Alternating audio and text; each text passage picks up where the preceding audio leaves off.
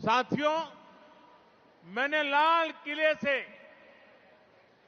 प्रधानमंत्री के बाद जब पहली बार मुझे लाल किले पर से देश को संबोधन करने का अवसर मिला था और मेरे पहले संबोधन में मैंने एक चिंता व्यक्त की थी और मैंने कहा था कि जब बेटी शाम को अगर देर से घर आती है तो मां और बाप दोनों उसे नोच लेते हैं। कहां गई थी, क्यों देर से आई, कहां थी, सैकड़ों सवाल पूछते हैं। और मैंने सवाल उठाया था कि बेटियां अगर बाहर से देर से आ जाए तो सैकड़ों सवाल तो पूछ लेते हो, लेकिन क्या कभी बेटा देर रात घर आता है तो कभी उसको भी तो पूछा करो, बेटे कहां गए थे तुम, किसके पास थे, क्या कर रहे थे। महिलाओं के खिलाफ होने वाले अपराधों को रोकने के लिए, एक बेहतर समाज बनाने के लिए ये बहुत जरूरी है। बीते दशक में हमने महिला सुरक्षा को बहुत बड़ी प्राथमिकता दी। उनके खिलाफ होने वाले अपराधों को रोकने के लिए नियम कानूनों को हमने और सख्त बनाया। महिलाओं के खिलाफ गंभीर अपराधों की तेजी से सुनवाई हो, दोषियों को तेजी से सजा हो, इसके लिए फास्ट ट्रैक कोर्ट्स का गठन किया गया। अभी तक ऐसी करीब 800 कोर्ट्स, 800 जेटली नवी कोर्ट देश भर में स्वीकृत की गई है और इनमें से ज्यादातर ने काम करना शुरू कर दिया। इनमें रैप और पॉस्को से जुड़े करीब 3 लाख केस तेजी से निपटाए गए। बहनों અને બાળકો સાથે જોડાયેલા આવા અપરાધોના 3 લાખ કેસ એમાં ચુકાદા લાવી દેવામાં આવ્યા છે। ये हमारी सरकार है जिसने रैप जैसे संगीन अपराध में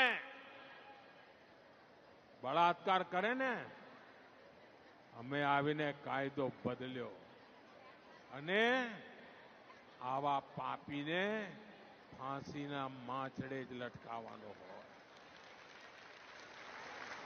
फांसी की सजा, ये हमने कानून बदला। हमारी सरकार ने 24/7 24 कलाक 365 दिवस विमेन हेल्पलाइन को मजबूत किया। महिलाओं के लिए वन स्टॉप सेंटर शुरू किए। देश भर में ऐसे 800 के करीब सेंटर चालू हो चुके हैं। इनसे भी 10 लाख से अधिक महिलाओं को मदद मिली। साथियों, अब जो भारतीय न्याय संहिता देश में लागू हुई है, अंग्रेजों के काले कानून को हमने हटाया। देश की आजादी के 75 साल के बाद ये पुण्य कार्य करने का सौभाग्य आप सबने मुझे दिया। और क्या बदलाव किया? उसमें महिला सुरक्षा से जुड़े प्रावधानों को और ज्यादा सशक्त किया गया है। भारतीय न्याय संहिता में महिलाओं और बच्चों के खिलाफ अपराधों पर एक अलग अध्याय जोड़ा गया है। हम सभी की, पीड़ित बहनों की, समाज की ये शिकायत थी कि अपराध होने पर बेटियों को तारीख पर तारीख, तारीख पर तारीख यही सिलसिला चलता है। न्याय का लंबा इंतजार करना पड़ता है।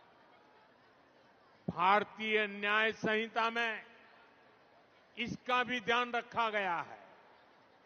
बलात्कार जैसे जघन्य अपराधों में 60 दिन के भीतर आरोप तय हो, 45 दिन के भीतर फैसला सुनाया जाए, ये व्यवस्था बनाई गई है। पहले पीड़ित को पुलिस थाने आकर एफआईआर करवानी पड़ती थी, पुलिस स्टेशन जरूर पड़े।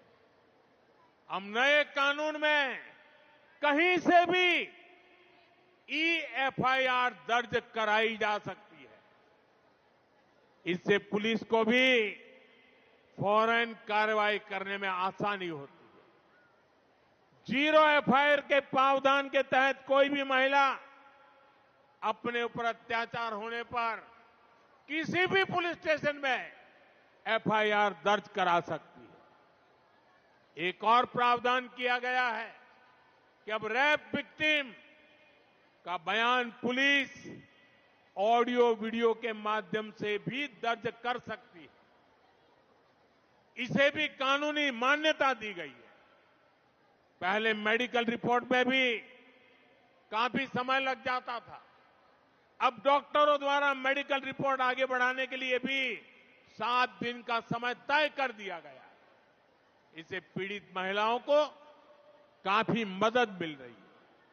साथियों, ये जितने भी नए प्रावधान भारतीय न्याय संहिता में किए गए हैं, इनके परिणाम भी देखने को मिल रहे हैं। सूरत जिले का ही एक उदाहरण है। पिछले साल अक्टूबर में वहां एक बेटी के साथ गैंग रेप की दुखद वार्ता हुई। वारदात गंभीर थी। भारतीय न्याय संहिता के बाद इस केस में सिर्फ 15 दिन के भीतर आरोप तय हुए और कुछ सप्ताह पहले दोषियों को उम्र कैद की सजा भी हो गई। 15 દિવસ में પોલીસે કામ પૂરું કર્યું, ન્યાયની પ્રક્રિયા ચાલી અને ટૂંકા ગાળામાં જન્મટીપની સજાએ થઈ ગઈ। भारतीय न्याय संहिता लागू होने के बाद देश भर में महिलाओं के खिलाफ अपराधों की सुनवाई में बहुत तेजी से आई है।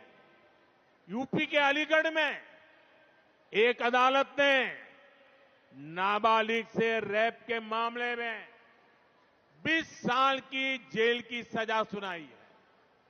ये यूपी में भारतीय न्याय संहिता के तहत पहली सजा है जिसमें आरोप पत्र दाखिल होने के 30 दिन के भीतर सजा सुनाई गई।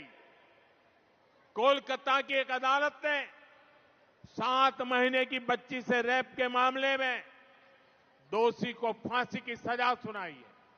ये सजा अपराध के 80 दिनों के भीतर सुनाई गई। देश के अलग अलग राज्यों के उदाहरण ये साफ दिखाते हैं कि भारतीय न्याय संहिता ने, हमारी सरकार ने जो अन्य फैसले लिए हैं, उन्होंने कैसे नारी की सुरक्षा को बढ़ाया है और नारी को जल्द न्याय भी सुनिश्चित किया है।